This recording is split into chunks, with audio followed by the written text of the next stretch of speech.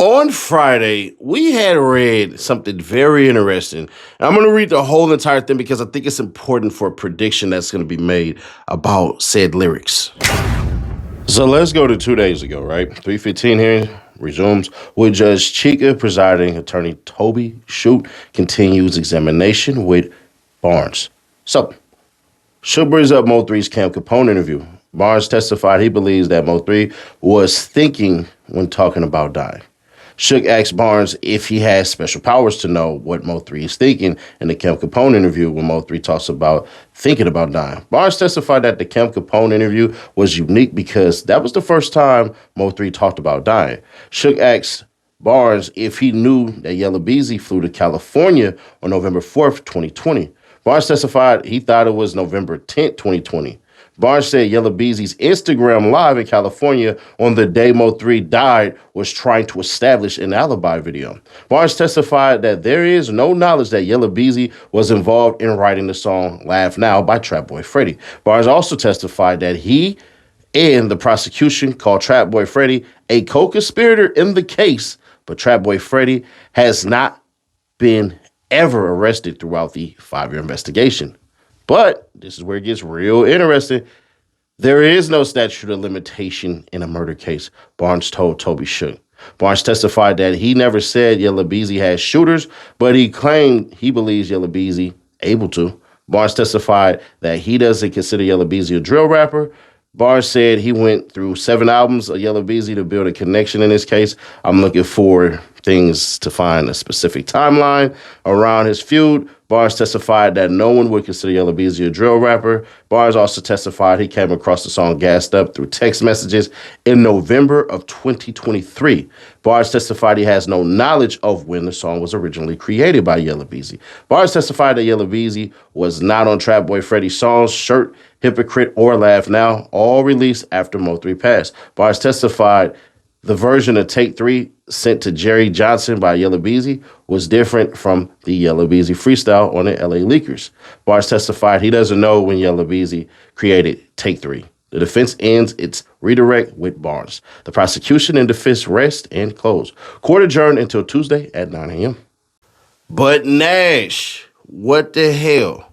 So I'm hearing a good source that says he firmly believes that goddamn judge is not going to let them lyrics fly. Maybe one song at maximum, but other than that, that shit ain't gonna fly there. So expect the ruling from the judge to say, nah, no palabras para ti, no música para vos. But there is something else that was said. That goddamn detective, he said, man, listen, I don't give a shit about nothing. We still going through phones and text messages, cell phone data and all this and everything because we might arrest Trapboy Freddy for the murder of Mo3, or at least aiding, or what is it called, remuneration? It has been tested, stretched, and ultimately strengthened by our journey. We haven't had a perfect story. We have had moments of togetherness and moments apart. Moments that challenged us, moments that reminded us while we kept finding our way back to one another. I never stopped believing that what we share is worth fighting for. I choose you today, not because we're perfect, but because we see each other at our best and at our worst, and we still hurt. We've learned, we've grown, we've chosen love again and again. I also make a promise to your children.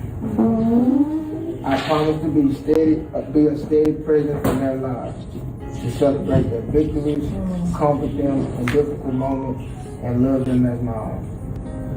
To you, I promise to be. Okay, so take the ring. You're going to place it on the left finger. So you already. Oh, okay. And you're going to take his ring and place it on the left finger of his left hand. And repeat after me. With this ring, I be wed. Do you accept?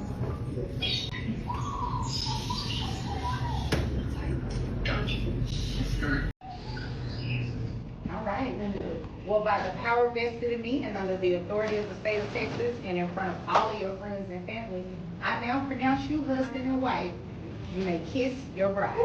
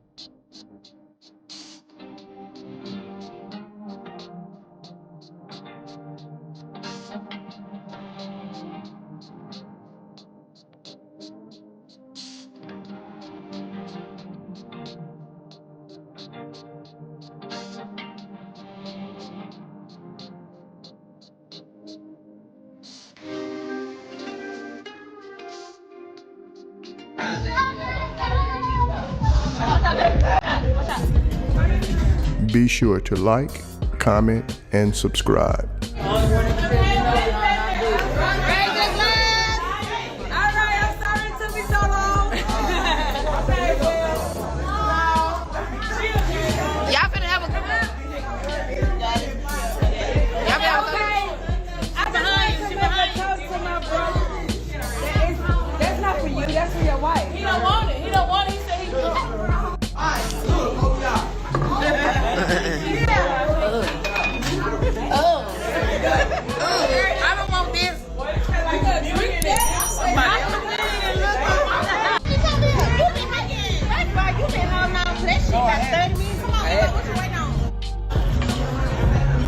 What, my drink?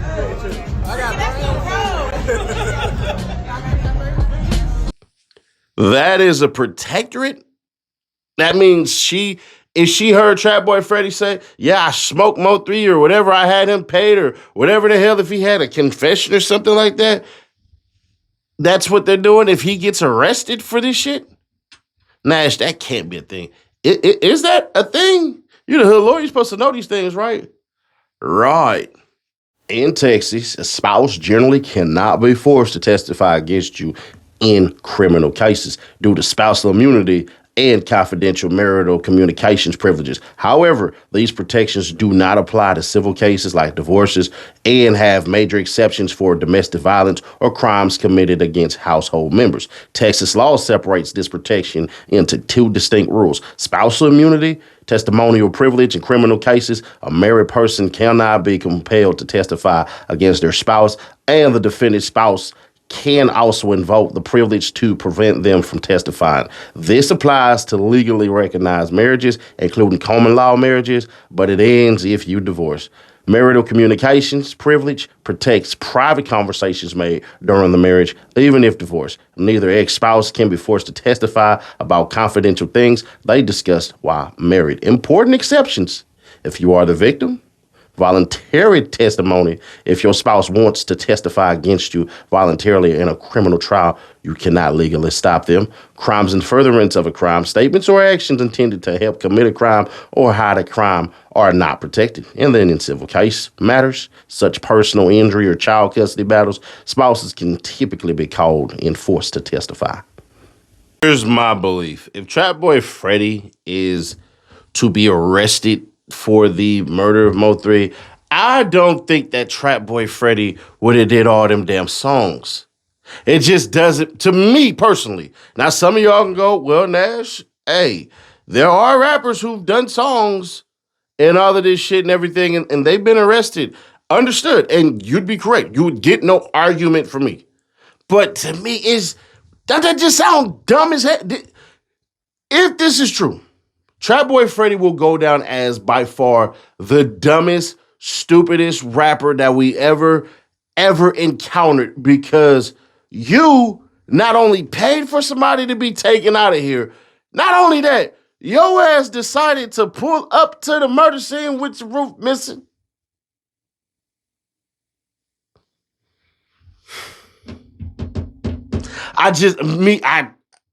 logically, I just don't see it. I'm gonna be fair. I just don't. I'm just gonna be fair. I don't see it. I just don't.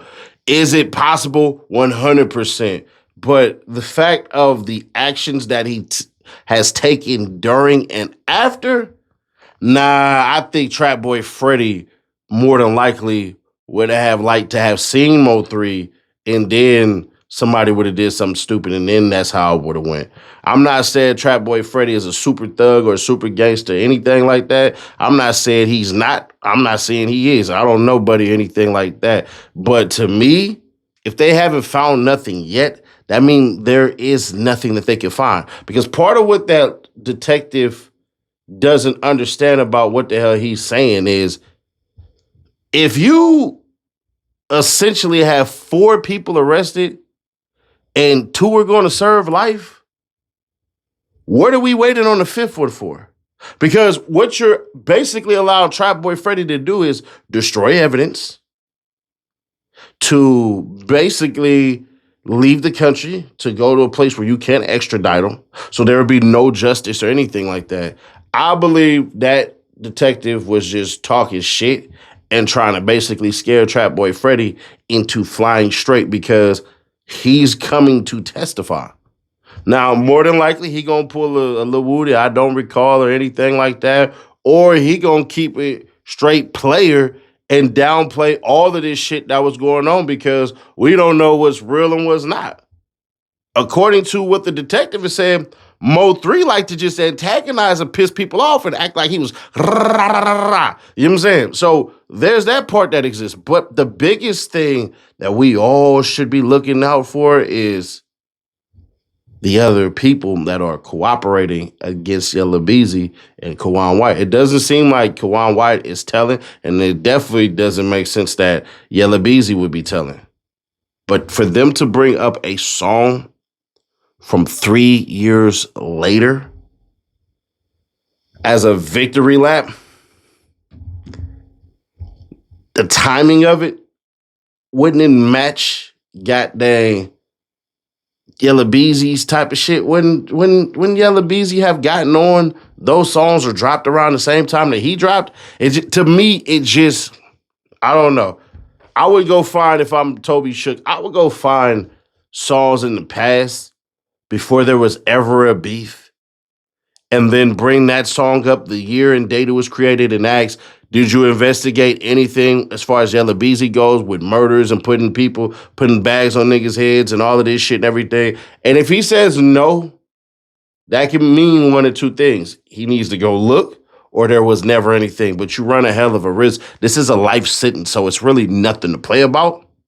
But we shall see. Y'all, let me know your thoughts on this one because boy, oh freaking boy, there is some shit going on. But click right here to catch up with all the latest on Nolan Wells' case because he's having his funeral today. It was pretty sad, but there's a lot of stories that's popping out. Get caught up right here before we get you caught up with the next one. So click right there for that one, or click right here for the playlist, and I'm going to catch you on the next one. Y'all, welcome to Mondays. Come back on now, you hear?